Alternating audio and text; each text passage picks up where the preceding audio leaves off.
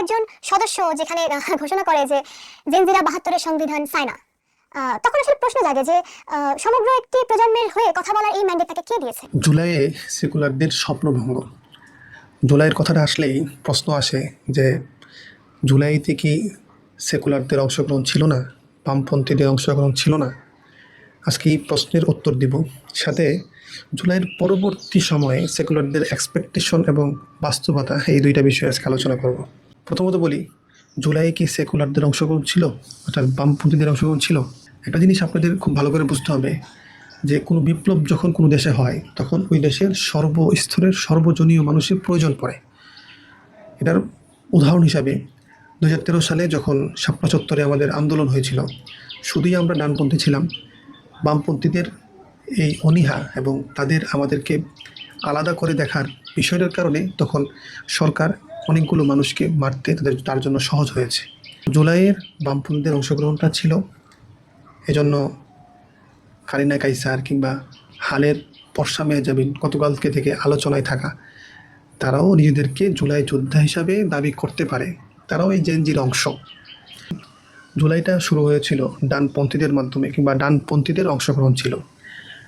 যখন ওয়াসিম কিংবা আবু সাইদরা মারা গেল, যখন মাদ্রাসার 70+ স্টুডেন্ট শহীদ হলো, যখন মাদ্রাসার 200-250 স্টুডেন্ট পঙ্গু কিংবা আহত অবস্থায়, জুলাইয়ের পরবর্তী সময়ে সাদিক কাইমকে জুলাইয়ের মাস্টার মাইন্ড হিসেবে পরিচয় করে দেওয়া হয়, তখন এটাও প্রমাণ করে যে জুলাইয়ে ডানপন্থীদের অংশগ্রহণটা বেশি ছিল।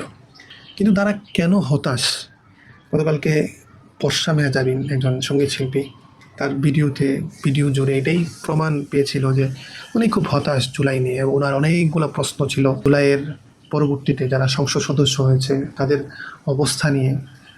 এই যে ৭১-এর সংবিধান ছুঁড়ে ফেলার বিষয়টা জনগণের হ্যাঁ বোর্ড যুক্ত হয়ে এটা প্রমাণ করে যে ৭১ সংবিধান ছুঁড়ে ফেলাটা এটা ভুল কোনো সিদ্ধান্ত না, কিংবা জনগণ এটার পক্ষে আছে।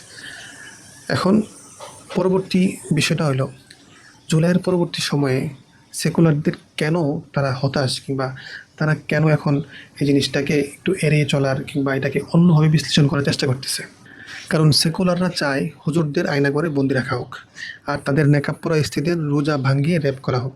এই কারণে দেখবেন ডাবির ক্যাফেটেরিয়াতে মেয়েদের জন্য আলাদা ফিমেল জোন চালু করায় সেকুদের ব্যক্তি স্বাধীনতার বয়ান কাজ করছে না। সেকুদের ভাষায় হুজুররা হলো বানর প্রজাতির, যাদেরকে আয়না করে আটকে রাখা যায়, যাদের ব্যক্তি স্বাধীনতা বলে কিছু থাকবে না। ইউনুস যেহেতু হুজুরদের আলাদা কোনো সুবিধা না দিলেও তাদের প্রাপ্য ন্যায্য যেটা, তাদেরকে মিথ্যা মামলা থেকে তাদেরকে রেহাই দিয়েছে, তাই সেকুলারদের কাছে ইউনুস খারাপ হয়ে গেছে। তো তার পরবর্তী তারা বিএনপিকে সমর্থন দেয়, কিন্তু বিএনপি ন্যাচারাল বিষয়টা এনে বিএনপি যুগ ধরে আলেমদের সাথে তাদের একটা ভালো সম্পর্ক ছিল, যার কারণে হেফাজত কিংবা আরও যে আলেমরা তাদের সাথে উঠা বসা আছে, যদিও জামাত ইসলামের বিষয়টা একটু ভিন্ন রাজনীতির প্রেক্ষাপটের কারণে। ফলে পার্সা মেহজাবিনরা বর্তমানে আরও হতাশ হয়। এই হতাশা থেকেই তাদের এই ব্যাখ্যা বিশ্লেষণের ভিডিও।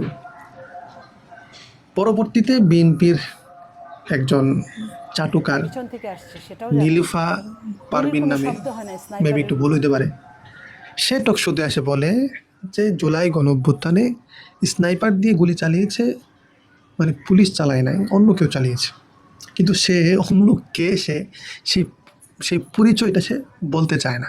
তার এই অভিযোগের মূল উদ্দেশ্য এটাই যে আওয়ামী লীগ যে আমেরিকাকে দোষারোপ করে আসছে, আমেরিকার প্রভাবের কারণে তারা এই গদি হারিয়েছে, তার এই বক্তব্যের ইঙ্গিতটা ওই দিকে যায়। সব কিছু মিলিয়ে পার্সা মেহজাবিনরা বুঝতে পারে যে এই দেশে তাদের জন্য শেখ হাসিনার বিকল্প কেউ নাই। বিশেষ করে ইউনুস আমলে হাসনাত সাদিক কায়েমের মতো সাব আল্টাররা যেভাবে ক্ষমতার কেন্দ্রে এসেছে, যেভাবে একটা নব্য মধ্যবিত্ত শ্রেণীর উত্থান হয়েছে, তা তাদের পুরাতন জমিদারির জন্য হুমকি স্বরূপ। তাই জুলাই যোদ্ধা হবার পরেও পার্সা মেহজাবিনের কাছে শেখ হাসিনা এখন আমেরিকার বিরোধী, সাম্রাজ্যবাদ বিরোধী এক মহান নেত্রী। এই হলো তাদের বর্তমান হতাশার কারণ। আশা করি বুঝতে পারতেছেন সেকুলাররা এখন কেন এত বেশি হতাশ। ভিডিও ভালো লাগলে লাইক, শেয়ার, কমেন্ট করে দিবেন, আপনার মন্তব্য জানাতে পারেন। আসসালামু আলাইকুম, আল্লাহ হাফিজ।